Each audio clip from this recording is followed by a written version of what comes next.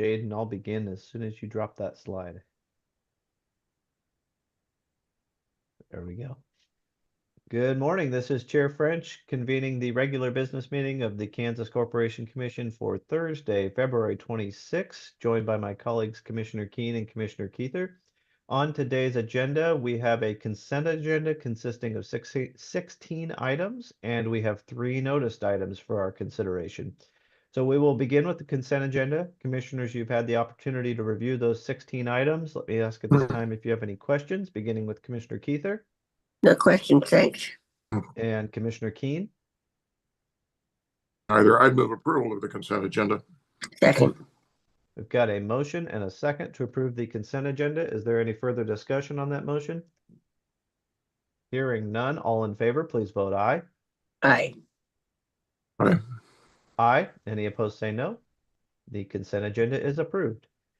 We will now move to our noticed items, and the first of our noticed items is in docket number 24 EKCE 387 CPL. This is a proposed order on Evergy's 2025 IRP, and our presenter for this item is Mr. Brian Fedotin. Good morning, Brian. Good morning, Commissioners.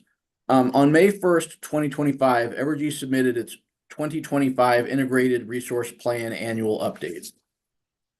On July 2nd, the Sierra Club, Kansas Electric Power Cooperative, or KEPCO, the Council for New Energy Economics, and CURB each filed their comments in response to Evergy's update, and Commission staff also filed a report and recommendation that same day. Several of the parties identified some deficiencies, or at least deficiencies that they felt existed in the 2025 update. CURB concluded that the 2025 update complies with the reporting requirements under the Commission's IRP framework. Similarly, staff made the same conclusion, or reached the same conclusion, that the 2025 update is consistent with the IRP framework that the Commission established in 2020. In response to staff's R&R, Evergy agreed to evaluate alternative retirement dates in its next IRP to meet with stakeholders on a more comprehensive assessment for resource retirement, or to build and acquire new thermal resources before submitting its next IRP, and that any executed service agreement under a commission-approved late load tariff would be needed before committing any resources to meet anticipated large loads. And in response to KEPCO, Evergy stated that it would evaluate alternatives to retiring Jeffrey Unit 3 in their 2026 annual update. And the order summarizes the other parties' comments as well, but I'm not going to go into those in this presentation. This order notes that the scope of this compliance docket is limited to determining whether the IRP meets the framework established by the Commission in the 19096 docket.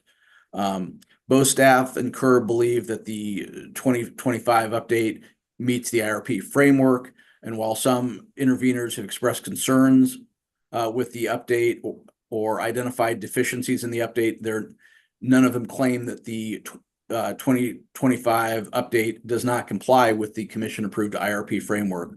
Accordingly, this order would find the 2025 update meets the IRP framework. With that, I'm available for questions. Thank you, Brian. Sure. We will then turn to questions to see if there are any questions for you, beginning with Commissioner Keither No question, thanks. and Commissioner Keene. Yes, thank you for that overview, Brian. It's helpful for perspective. No questions. I move approval of the order. Second. All right, we've got a motion and a second to approve the order as described in this docket. Is there any further discussion on that motion? Hearing none, all in favor, please vote aye. Aye. Aye. Any opposed say no. The order is approved. We will now move to our second noticed item. This is in docket number 26 EKCE 110CON, and this is a proposed order on special contract in that docket. Our presenter again is Mr. Brian Fedotin. Go ahead, Brian. Thank you, Commissioners. On October 3rd, 2025, Evergy Kansas Central, the Panasonic Energy Corporation of North America, or PECNA, submitted a joint application requesting approval of an energy supply agreement or special contract to serve the new PECNA battery plant in DeSoto, Kansas, which began operations in early 2025. The term of the proposed special contract would be 10 years and would include a monthly minimum bill obligation for PECNA and subjects PECNA to all riders and surcharges it would otherwise be obligated to pay. On December 5th, Commission staff filed a report and recommendation recommending approval of the special contract because the special contract is necessary and benefits Evergy's existing customers by producing revenues in excess of the variable costs allocated to the industrial and large power class and adds PECNA to Evergy's system. Staff believes the special contract provides significant economic benefits to both Evergy and its customers. The economic benefits to existing customers arise from multiple safeguards and special considerations into the special contract. And the order will go into more detail on what some of those are. Because the special contract adopts provisions such as significant minimum bill protections, which largely guarantee benefits to Evergy and its customers during the term of the special contract, and that PECNA will cover the variable costs it incurs and will make reasonable contributions to its fixed costs, staff believes the special contract will result in just and reasonable rates for both PECNA and Evergy's other customers. On December 12th, CURB filed its response to staff's R&R explaining that because the special contract ultimately fulfills the state's broader public policy goals of attracting large-scale employment projects to locate in Kansas, CURB did not oppose approval of the special contract. On January 5th, Evergy, PECNA staff, and CURB filed a joint motion for approval of the special contract. Based on the uncontroverted evidence in the record, this order finds the special contract is necessary to honor commitments made to PECNA to convince it to locate in Kansas, and also that the uncontroverted evidence in this record demonstrates the special contract includes substantial protections for existing customers to produce operational and economic benefits for both Evergy and its customers, including just and reasonable rates. Thus, this order would approve the special contract. With that, I'm available for questions. All right, thank you, Brian. And one clarifying question. You mentioned, you might have said this at the very beginning, but just for clarity for the public, PECNA is the Panasonic Energy Corporation, correct? Correct. Of North America, yes. Yeah, And just wanted to make sure that was clear that PECNA is Panasonic. yes, Right. they are interchangeable. Not for not our an purposes. acronym most people have heard a lot. So, okay, with that clarification, are there any other questions on this item, beginning with Commissioner Keither No questions. and Commissioner Keen? No questions. I have written a separate concurring opinion to kind of embellish the reasons why I'm supporting this particular docket. Having said that, I would move approval of the order. Did I hear a second from Commissioner Yes, you Keither? did. Okay, very good. We have a motion and a second to approve the order as described in this docket, noting that Commissioner Keen has a concurring opinion along with it. Is there any further discussion on the motion? Hearing none, all in favor, please vote aye. Aye. Aye. Aye. Any opposed, say no. The order is approved. We will now move to our, oh, thank you, Brian. I see you are finished for the day. Well, finished at the open meeting for the day. I'm still in the office. Thank you. Good news. We will now move to our third and final noticed item. This is in docket number 26 ATMG 026 RTS. And this is a proposed order on a unanimous settlement agreement in that docket. Our presenter for this item is Mr. Aaron Bailey. Go ahead, Aaron. Good morning, Commissioners. Yes, thank you. In July, Atmos Energy Corporation filed its application to increase its gross annual revenues by 19.1 million and rebasing amounts currently collected through the Gas System Reliability Surcharge, or GSRS, of about 5.7 million for a total requested return of equity on equity of 10.8%. The Citizens Utility Ratepayer Board and Wood River Energy petition were granted intervention. The Commission's technical staff investigated the application, issued discovery requests, and analyzed the application and Atmos's financial position, and recommended a net revenue requirement increase of approximately 10.2 million, not including the effect of rolling the 5.7 million of GSRS revenue into the base rates.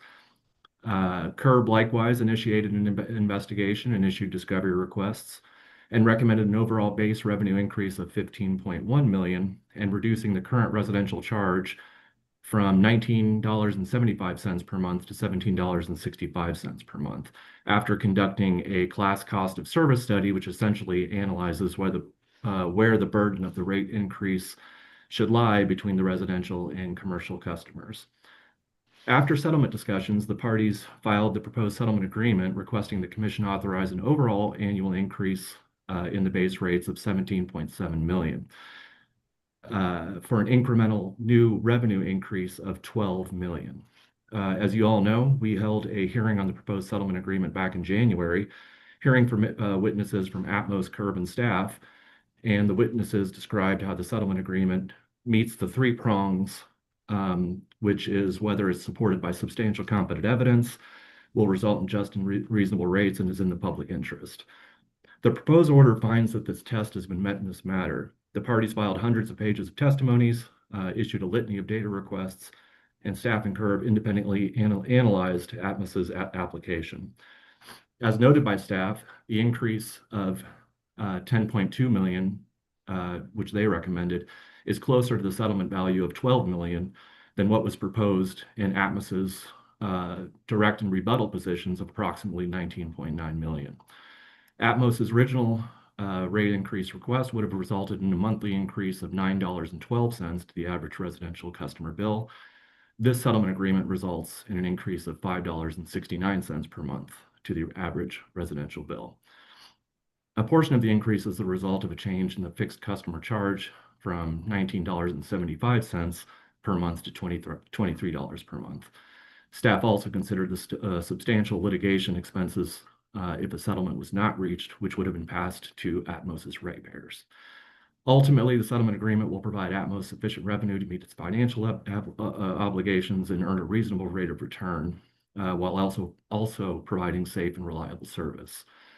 So as such, the proposed order before you would approve the settlement agreement, and I can certainly answer any questions that you might have.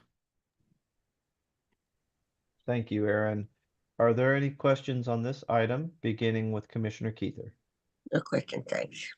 and Commissioner Keen? None for me either. I'd move approval of the order. Second. All right, we've got a motion and a second to approve the order as described in this docket.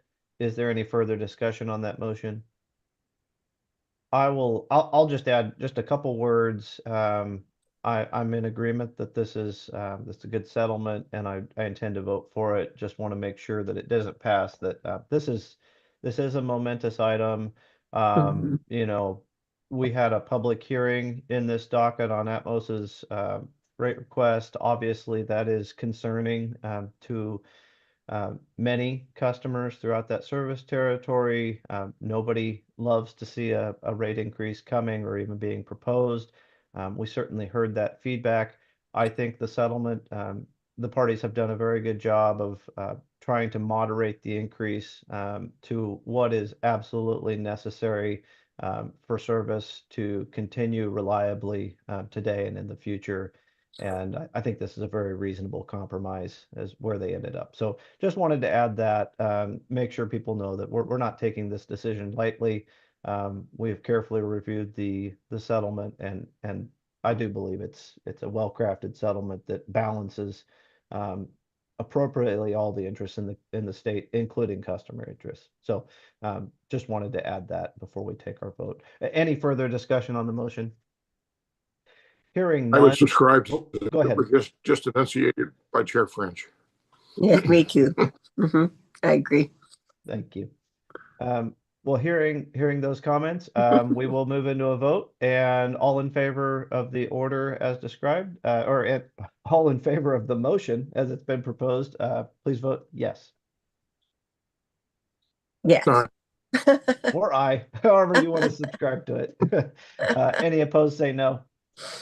The order is approved. Thank you, Aaron. All right, thanks. All right, with that, let's get this ship back on track. We have come to the conclusion of all the items noticed on today's business meeting agenda. If there's nothing further to come before us this morning, I would entertain a motion to adjourn. I move that we adjourn. Second. Got a motion and a second to adjourn. All in favor, please vote aye. Aye. Aye. Aye, we are adjourned. Thank you all. Take care.